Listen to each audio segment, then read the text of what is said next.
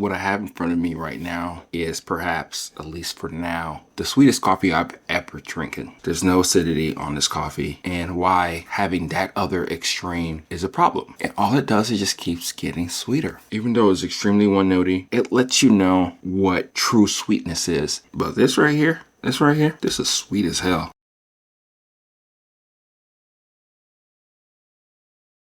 We live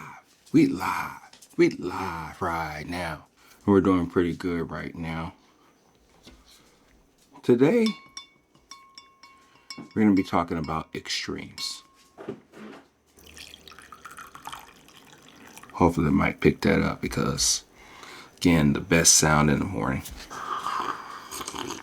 Still the same. Wow. And when it gets cool, it's going to get even sweeter. What I have in front of me right now is perhaps, at least for now, the sweetest coffee I've ever drinking. I think this is a medium dark roast coffee. This is a Brazilian coffee, and it really works well in this application.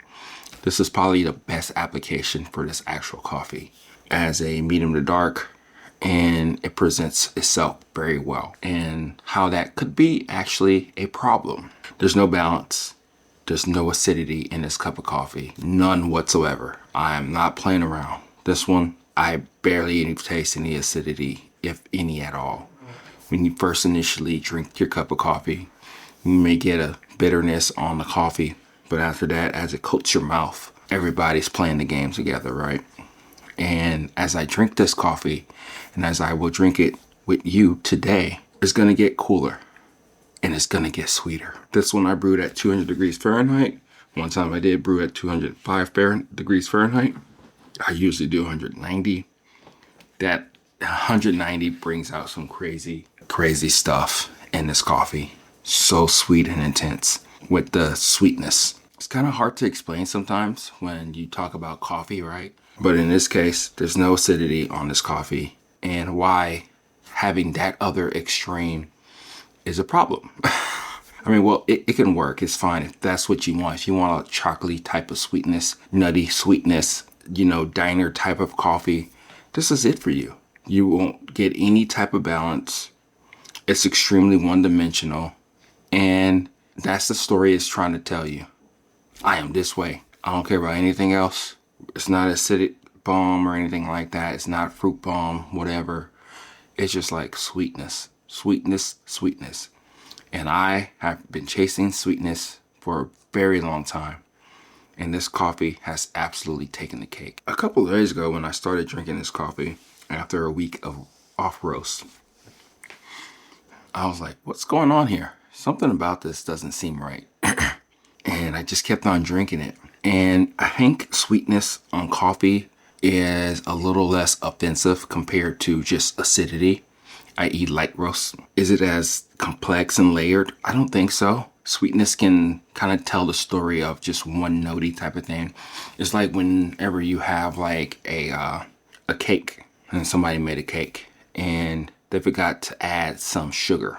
I mean, not sugar, of course, you should add sugar to a cake. But they forgot to add some salt. And salt does something to the cake to where it balances out a little bit more. But if you don't have salt in your cake or a sweet good or whatnot, you just get this intense one-notey type of taste, which is sweet. And in this case, this is what you're getting. It's not necessarily bad. And if I had to pick, like I said earlier, I would rather want maximum sweetness than acidity. But wow, it's coffee's trippy at the end of the day. That's really what I'm getting at. Coffee's trippy. It does what it wants to do. It plays the game that it wants to play. If it doesn't want to play the game that you want, it's not going to play that game. Again, this is at 200 degrees Fahrenheit. I brewed this coffee before at 205. 190 is maximum sweetness. I'm sure if I did 212, it will still find its way to be as sweet as it can be. And it's trippy. It's really trippy. And I don't know if you've ever really had an experience like that to where you're tasting a cup of coffee and you're waiting for it to like talk to you, speak to you, change as it cools, if it does at all. And all it does is just keeps getting sweeter. And like I said, if I had to have one way or the other, I would pick sweetness over acidity most of the time. Maybe I should mix a light roast and this coffee together to see if we can get that balanced cup. I don't think sometimes it's as easy as that, but it is as easy as trying it out. But I guess what I'm saying here is that when we're on another extreme here, when we're talking about coffee, what do we really think about that? Now, for me, for instance, I've been chasing sweetness for a very long time, right? And I'm chasing it and I'm trying to figure it out. And as I do that, I'm like, wow, this is a little too intense. But I'm glad that this coffee is intense in that way, because now I can see the full spectrum of what true 100% unbalanced coffee is like. How it speaks to you, how it talks to you, what does it mean to you. And like I said, it's interesting.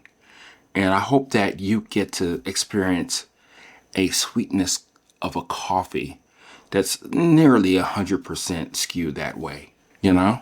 Because it'll help you to identify in the future, or even to think about how your coffee has been in the past and how you thought you were tasting sweetness until you've tasted something like this that is 100% just one-dimensional. But again, I think this can be a problem because, at least for me, I don't know what you're chasing.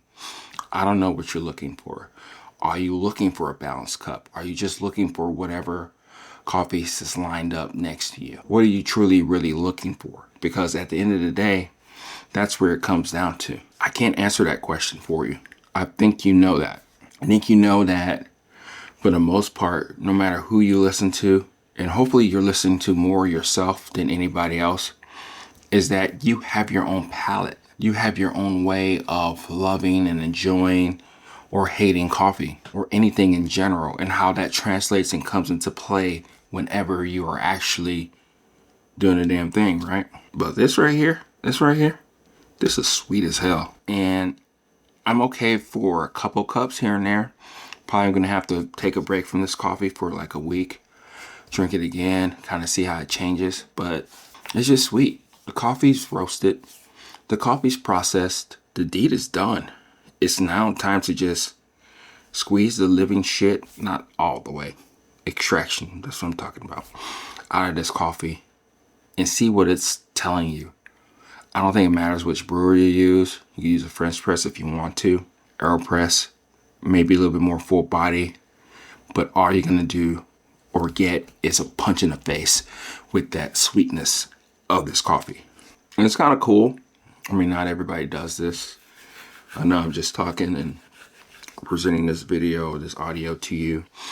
Whenever you do get to listen to this and you see somebody actually drinking a coffee from hot to cold and kind of trying to give you an experience to where it kind of helps you out in your journey. But I think that's going to be one of the biggest things, the biggest takeaways here is that what are you finding coffee? And have you experienced it enough? And I think that's one reason why I really love drinking coffee black, because it's not necessarily saying that when you put milk, creamer, sugar, or whatever on a coffee really does mess up the coffee. I'm not saying that. I'm saying that is that you don't get the purity. You don't get the nuances of the coffee.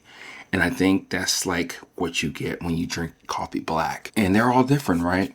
And we have different devices. Sometimes one device will bring out more than the other. Sometimes changing the temperature, water chemistry, and all that stuff. But at the end of the day, it's one of those things to where you get to see what coffee is really trying to tell you. And even though this coffee isn't my, so to speak, cup of tea, not every time, it does still tell a story of like how this coffee was produced, probably how this coffee was grown, and what kind of qualities that we're trying to get out of this coffee. Because truly, really, this coffee it's probably for most people.